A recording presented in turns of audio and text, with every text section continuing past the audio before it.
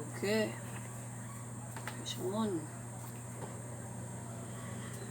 We gravitate in the direction of our dominant thoughts. Let's spend some time examining how much, how what is on your mind affects what is in your life. Perhaps one of the most important principles you will ever understand about your mind is that you will always gravitate toward what you think about most. I met a woman recently who told me, when I was young, I said I would never marry a man called Smith. I would never marry a man younger than myself, and I would never wash dishes for a living. I have done all three. How often have you heard that kind of story? How often have you found yourself in precisely the situation that you said you didn't want? You said to yourself, if there is one thing I don't want to happen, if there is one question I don't want to be asked, if there is one stupid mistake that I don't want to repeat, I guess what you got. The principle is think about something and you move toward it. Even if you are thinking about something you don't want, you will move toward it. This is because your mind moves toward things, never away from them.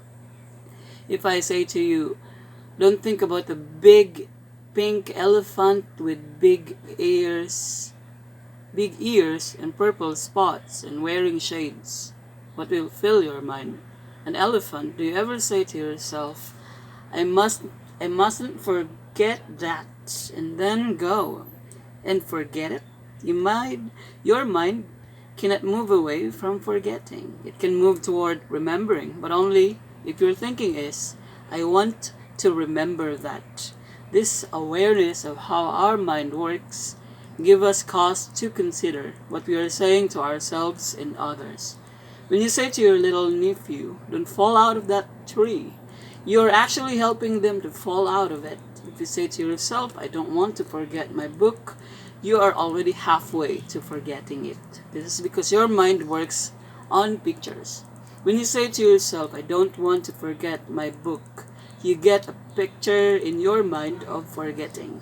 Although you say I don't want that, your mind still works on that picture, and the result, you forget your book. When you tell yourself, I want to remember my book, you will have a mental picture of yourself remembering, and you will be in a far better position to remember. Your mind simply does not, cannot, and will not work on the reverse of an idea. Therefore, when the football coach screams out to his player, don't miss it, he is asking for trouble. When you say to your children, don't break Grandma's $10,000 antique vase, you are inviting disaster. Many frustrated parents could ease their situation by using language which paints pictures of the desired result in their children's minds. Then don't scream becomes please be quiet, and don't spill spaghetti on your best shirt becomes be careful when you eat. These differences may seem subtle, but they are very, very important. This principle can help explain why you can drive your old wreck for 15 years and never scratch it. And the first day you have your shiny new set of wheels, you manage to remodel the whole front end, driving around thinking, I mustn't dent this car whatever I do. It's a dangerous thought. The thought must be, I'll drive safely.